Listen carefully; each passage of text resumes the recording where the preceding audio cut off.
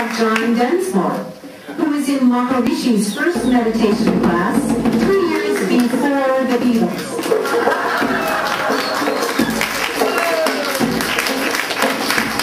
He meditated regularly for 10 years, then off and on. Has been in Jungian therapy off and on from in utero to now. Just finished a 1-hour film with James Hillman and Michael Ventura called Surfing LA. Is in a very famous rock and roll band, has toured the world and so forth. What he didn't tell you was that famous band is The Doors. And he has also written a New York Times bestseller entitled Writers on the Storm.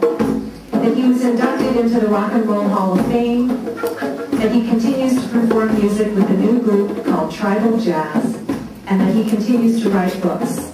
And his website is www.johndensmore.com. Let's welcome John Densmore.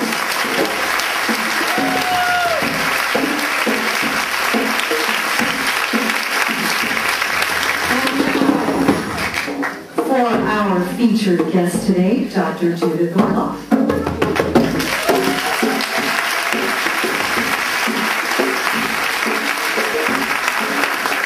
Dr. Orloff is an assistant clinical professor of psychiatry at UCLA.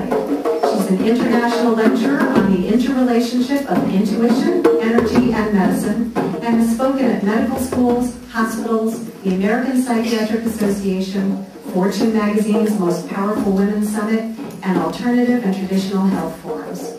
Her work has been featured on National Public Radio and CNN, and in the New York Times, Los Angeles Times, USA Today, and the Oprah magazine. Dr. Orloff comes from a family of 25 physicians. Her struggles to acknowledge and embrace her gift of heightened intuition, evident to her since childhood, are chronicled in Second Sight. Her second book, Dr. Judith Orloff's Guide to Intuitive Healing, shows how breakthroughs in healing of body, emotions, and sexuality are accomplished by listening to intuition. Her latest book, Positive Energy, takes a probing look at the epidemic of exhaustion in America and how it can be reversed using specific strategies to build energy and combat draining people. Positive Energy is a national and Los Angeles Times bestseller that has been translated into 23 languages, and her website is www.drjudithorloff.com. Please join me in welcoming Dr. Judith Orloff.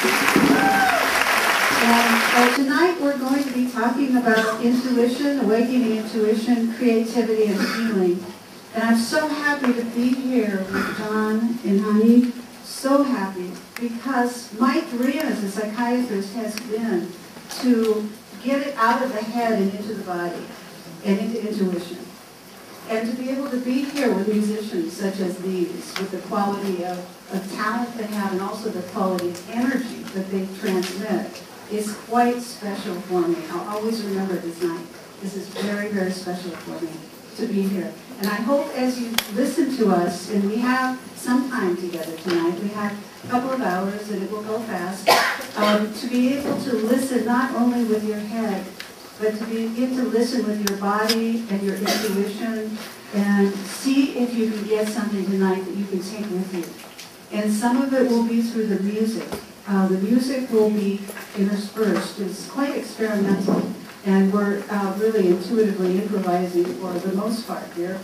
So it will be interesting, but I want you to, as you're sitting there, to try and take a few deep breaths and just come into your body so you can be here with us in a way that you can hear some of the intuition that's coming through you. So when you begin to listen to intuition, you begin to feel this kind of beat inside of you. This is the way to listen. And as you're sitting there in your seats, I think you begin to just tune in and let this rhythm carry you. Now I just want to give you a little bit of my background. I was brought up here in Westwood, and I had 2 physician parents, and I had 25 physicians in my family. So I came from this long lineage of rational thinkers. And so it's quite a legacy. Quite a legacy to come from. And I was a little girl who was extremely sensitive. I would pick up things all the time. I would have intuitions about pretty scary things like deaths and illnesses, and I'd always know about earthquakes, or I frequently know about earthquakes. And I would tell my parents these things, and they would get so frightened, and they wouldn't know what to make of it. And my mother finally said to me, how can you keep saying these negative things about my friends? They have a friend that would come. I remember one in particular. He was very handsome and wealthy and picked them up in this big car and took them off to a party. And I had this intuition or the sensing of energy that he was going to make a suicide attempt, but that something wasn't right. It felt like a kind of vapor coming towards me. It was an intuitive sense. Children often feel this, where they can sense energy, or the energy that comes from the body. And I remember telling my mother this, and I said, I don't feel good. I don't want to be around him. And she said, how do you say these things? You don't even know him. And with intuition, in a way, it doesn't matter if you don't know someone with your mind, because children, and many adults, and perhaps you can reflect on your own childhood, what it was like to sense and know things from an intuitive point of view. And so I felt like I was saying something negative to my parents. There wasn't any way I wanted to make them unhappy. And so it turned out a few weeks later, a few months later actually, he did commit suicide. And it was at that point that my parents said to me, never mention another one of your intuitions at home again. I mean, I believe that you can have these intuitions, but they don't do the work for you. You have to take action. You have to follow it, even though it might not seem right to your rational mind.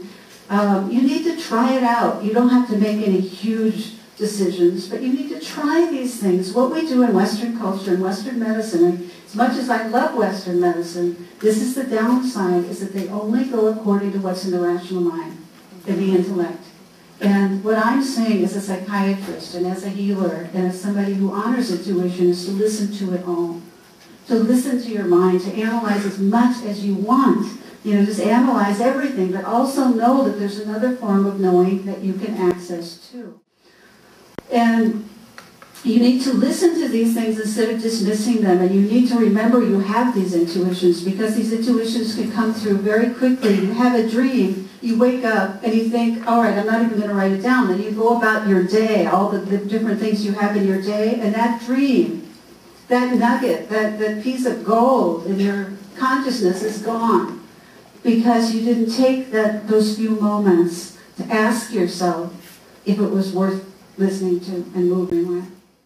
But it's important to me as a physician to be able to trust my intuition. I had a dream once where I was presenting a case to other psychiatrists, and they told me, well, that's okay, you could present the case, but you can't use your intuition to do it. And it was truly a nightmare for me. I mean, to think about having to look at somebody, in terms of healing without using my intuition, it was quite painful for me, because it's so natural now.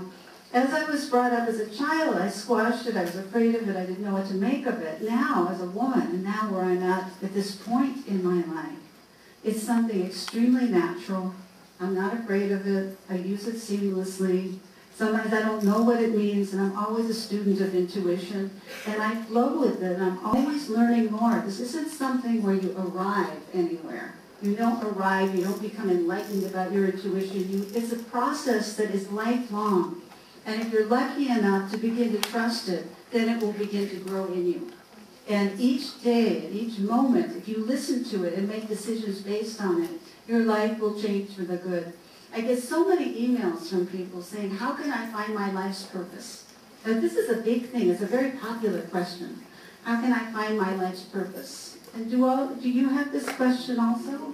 And so whatever job you have, what career you have, what relationships you have with your family, I mean, to me, that's all in service to the growth of your soul. And I think in our society, we put way too much emphasis on the specifics of what people do or how intelligent they are or this, that, or the other, rather than what you need to do to grow. And that, to me, is your purpose. And I truly believe this, and I don't mean to be Pollyannish with this, but I believe that what we're given is what we're meant to have.